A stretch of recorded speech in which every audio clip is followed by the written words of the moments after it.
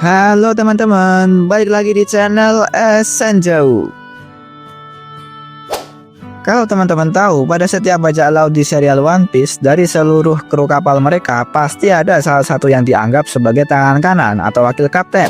Seperti pada bajak laut Roger, ada Silver Rayleigh sebagai wakil kaptennya. Di bajak laut Straw Hat, ada Zoro sebagai wakil kapten atau tangan kanan. Dan masih banyak lagi kapten bajak laut yang memiliki tangan kanan, terutama bajak laut semacam Yonko yang memiliki kekuatan serta kekuasaan besar. Tentunya perlu bantuan orang lain yang dipercaya untuk mempertahankan eksistensi mereka sebagai Yonko. Dan inilah beberapa tangan kanan Yonko yang paling setia di serial One Piece. Di urutan ke-7 ada Crocodile dan Mihawk. Kenapa mereka berdua gua taruh di urutan terakhir? Kalian tahu sendirilah. Hubungan mereka berdua dengan Buggy bukanlah hubungan kru dan kapten, lebih kepada bandar dan pion.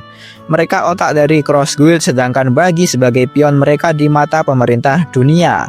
Lagi pula mereka ini mantan Shichibukai yang kuat. Gak akan semudah itu menundukkan kepala pada seseorang yang kuat sekalipun, apalagi cuman seekor Buggy. Namun demikian, mereka masih rela memberi Buggy panggung teratas sebagai salah satu Yonko demi melancarkan urusan Cross Guild. Hal ini terbukti dengan terbunuhnya salah satu wakil kapten angkatan laut oleh warga sipil yang berharap menerima hadiah dan kompensasi dari Cross Guild. Gila memang trio kematian ini. Di urutan ke-6 ada Shiryu. Shiryu adalah mantan sipir Enies Lobby yang bergabung dengan Kurohige.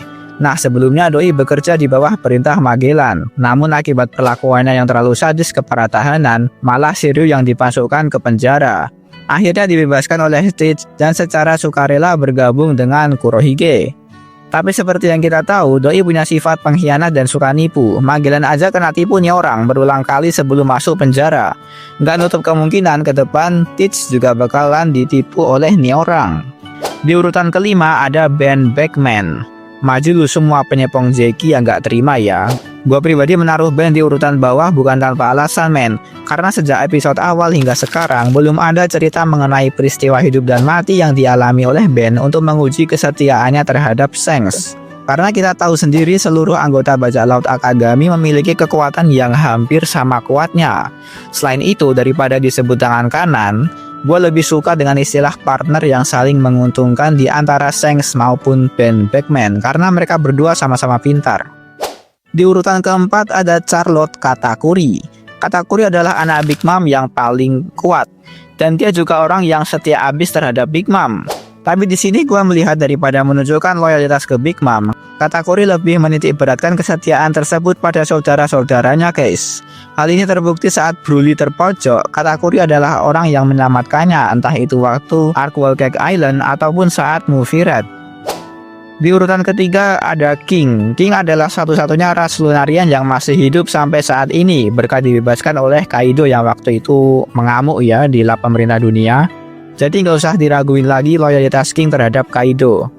Keyakinan King terhadap Kaido untuk menjadi raja bajak laut sangatlah tinggi meskipun pada akhirnya kalah duel ngelawan Marimo. Di urutan kedua ada Marco Sipunik, komandan divisi 1 bajak laut Shirohige. Marco bergabung dengan New Gate sejak masih orok dengan segudang pengalaman yang diberikan saat bersama New Gate sampai disuruh duel langsung by one sama Rayleigh. Buset lah. Dan di akhir masa tuanya menetap dan menjaga wilayah warisan Shirohige.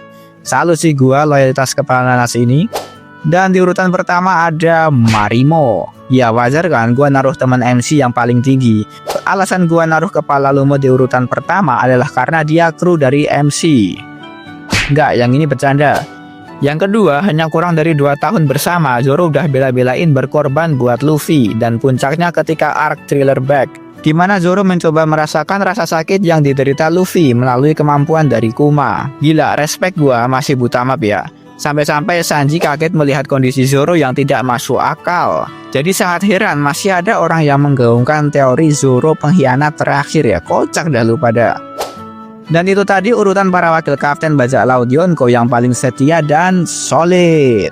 Setuju gak kalian? Atau ada pendapat lain? Silahkan tulis di kolom komentar. Gua Senjeu and see you again. Dadah.